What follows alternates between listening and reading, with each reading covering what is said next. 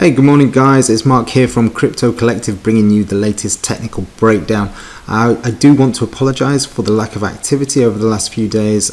That's mainly because I've taken a little break with it being bank holiday, having a little staycation as no traveling abroad for me at the moment. Markets have in this period still been operational, although I have been turning a little bit of a blind eye if I'm totally honest. What's happening? Well, essentially we are still stuck within the range that we spoke about last time we posted a video. Looking at Bitcoin though, we are trading towards the upper part of the range around 41,000, where we can see now that it's formed a nice clear double bottom.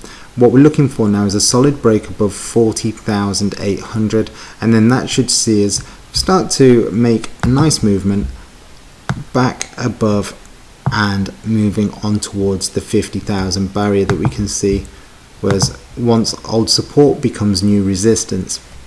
Now something to look out for will be this distance here, which is effectively the base of the neckline, which is around 10,000 points. So we're talking another 10,000 up towards that 50 barrier, making a nice measured move there. So what we're knowing about Bitcoin in terms of commercial activity and the futures markets, well, I'm going to post a couple of charts on here in a second. Now the charts that we're going to refer to are what we call the commitment of traders and the futures positioning from commercial and non-commercial entities. Now what we do know is that in this sell-off we saw commercial activity increasing their short contracts massively as price sold off. Now last week we saw a slightly different participation from the commercials. What they did as price sold off, they actually bought really heavily and nearly increased their stake in terms of long contracts to previous high levels. So we saw a 77% increase in long contracts. Now what that could do is, obviously it's forming a base right now. I'd say the base is more like 34,000, although because we've tested 30,000, we do have to bear that in mind that we could get a fill of this wick low as price maybe test the lows yet again. But the fact that we've got commercial activity from institutionals, hedge funds, etc. I think the number, if I'm not mistaken, you'll see it on the chart that I posted a few seconds ago, is around 631 contracts.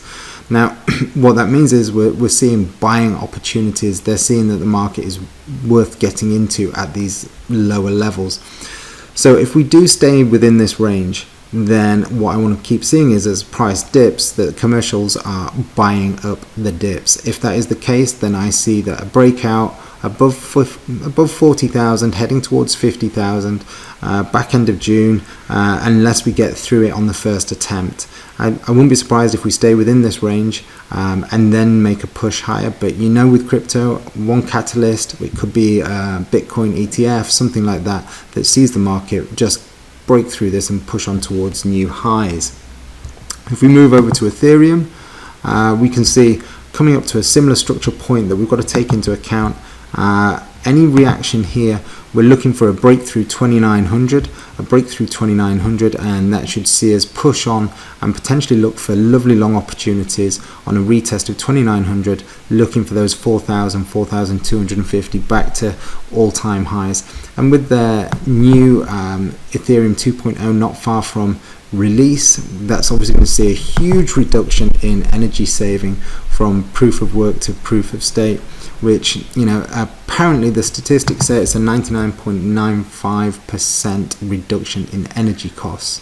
So that's obviously going to be extremely bullish for Ethereum, and potentially these lows in here were a fantastic opportunity to get long. Matic, one of our favorites. We are looking at this very, very heavily, but after the huge spike up, we came back down. Anyone on the dips, fantastic. I'll now be looking for any sort of, I'll be looking to load up on this on any pullbacks. Oops, sorry guys. On any pullbacks, maybe into the 1.56 area. But we do have to be aware that if we are going to break out, Matic is one of those coins that when it does break, it breaks, and it breaks with serious momentum. So a couple of things we can watch for is a potential break of the CTL here, So any movement above this, we can look for it to potentially run up into that 2.6 area, but we are finding consolidation in this same zone. And one thing to bear in mind is that although Matic did outperform a lot of the markets, and especially Bitcoin on the collapse and afterwards, one thing to bear in mind is if Bitcoin is going to reject that 40,000, 40,800 area, we're probably going to see a decline again in the altcoins. So that could be used as an area for topping up. Cardano, again, we can see these markets are coming into some very nice structural points. We just need to see them break through, and once they break through, which we're not far from doing right now, if they break through, we can see a nice breakout, pullback, retest to get long, and go on and test those highs around 2.4. Everyone's favorite to do with the SEC and potential gains, etc., or Ripple.